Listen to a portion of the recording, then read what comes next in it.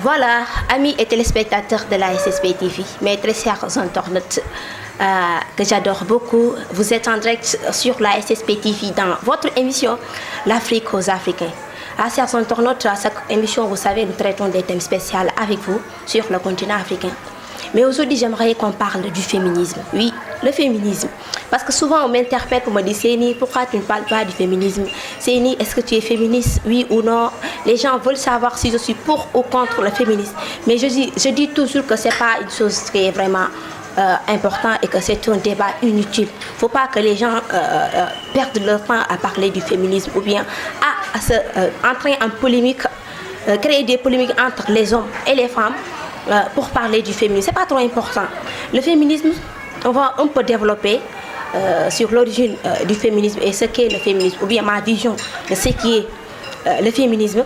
Le féminisme est un courant qui préconise l'égalité politique, économique, culturelle, je dirais même juridique entre l'homme et la femme, et l'extension du rôle de la femme dans la société. Bon, c'est une conviction que les femmes ont et doivent avoir les mêmes droits que les hommes et que le sexe d'un individu ne doit pas, je ne sais pas, justifier une différence une différence de traitement entre les hommes et les femmes. C'est dans ce contexte qu'est né le féminisme. Ce mot est apparu pour la première fois dans la seconde moitié du 19e siècle avec Alexandre Dumas. Ensuite, dès la fin du Moyen-Âge, on voit des auteurs qui critiquaient la place accordée aux femmes dans la société. Maintenant, on peut parler un peu du féminisme africain parce qu'en Afrique, le féminisme existe bel et bien en Afrique. Pour ceux qui disent qu'il n'y a pas de mouvement féministe en Afrique, si, il y en a. Il y a eu des courants qui se sont succédés et jusqu'à présent, jusqu'aujourd'hui même, on peut parler de féminisme en Afrique. Il y a beaucoup de féministes en Afrique et je ne sais pas si moi j'en fais partie ou pas, mais j'espère qu'après l'émission, vous aurez, je ne sais pas, le temps de discerner ce qu'est réellement le féminisme. Alors, le féminisme, le contexte dont le féminisme est né, vous savez qu'auparavant, la femme n'avait pas droit au vote. La femme n'a pas son mot à dire dans la session de la cité. La femme n'avait pas droit à l'éducation. Je ne sais pas, la femme était considérée comme juste un objet qu'il faut garder à la maison pour gérer la famille, pour gérer, je ne sais pas, les enfants, gérer les travaux domestiques et qu'elle n'avait pas droit à l'éducation, aller à l'école ou bien, je ne sais pas, exercer un métier professionnel. Alors c'est dans ce contexte qu'est né le féminisme pour redonner la femme une place valorisante, pour valoriser la place de la femme dans la société africaine, par exemple en Afrique.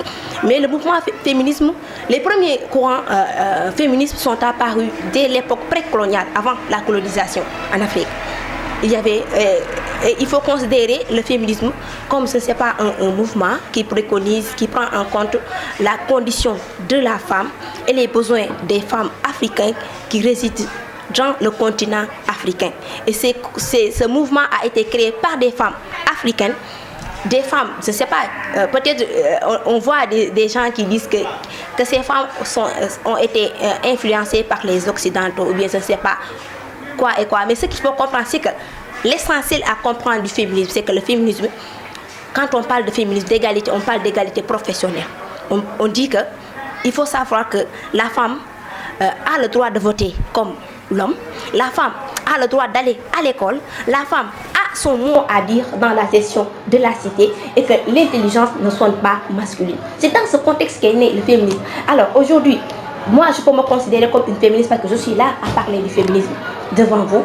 Je suis là à me déclarer panafricaniste pour combattre pour la libération de l'Afrique. Je suis là, je suis allée à l'école, vous voyez, j'ai étudié.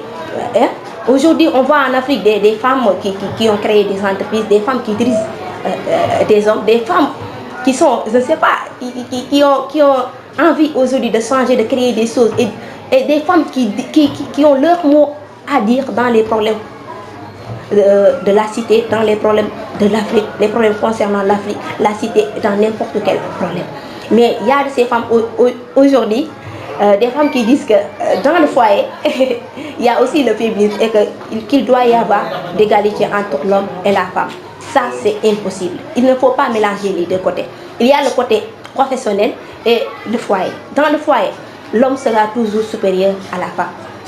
le seul dirigeant, le seul chef de famille, c'est l'homme. Mais aussi, côté professionnel, il faut admettre que l'intelligence, je l'ai dit, ne sont pas masculines. La femme peut diriger l'homme, bien que l'homme peut diriger la femme. Seule la compétence compte du côté professionnel. Et c'est dans ce contexte que le féminisme a son importance. Mais dans le foyer, la femme doit fidélité, respect, je ne sais pas, accorder une grande importance à sa femme. Il ne faut pas mélanger les deux. Alors, moi, en tant que, je ne sais pas, sénégalaise, africaine, je dis que le féminisme, si vous acceptez les contextes que je vous ai expliqués, que c'est ça le féminisme, alors moi je me déclare féministe parce que je suis là. Je me déclare comme chroniqueuse panafricaniste et j'ai étudié, j'ai des mots à dire sur les problèmes de l'Afrique. J'ai mon mot à dire sur les problèmes du Sénégal et je ne sais pas quoi d'autre. Mais cela ne m'empêche pas de me marier, bien vrai que je suis toujours célibataire. Mais cela ne va pas m'empêcher de me marier et d'être fidèle à mon mari, de prendre en charge mon mari, ma famille, mes enfants et tout ce qui concerne le foyer. Je dois respect et docilité à mon mari. Ça, il ne faut pas confondre les deux. Souvent, on dit qu'un féministe ne se marie pas. Mariage et féminisme, ça fait deux. Ce n'est pas la même chose. Il faut essayer de discerner les deux. Voilà, chers internautes. C'était tout pour aujourd'hui.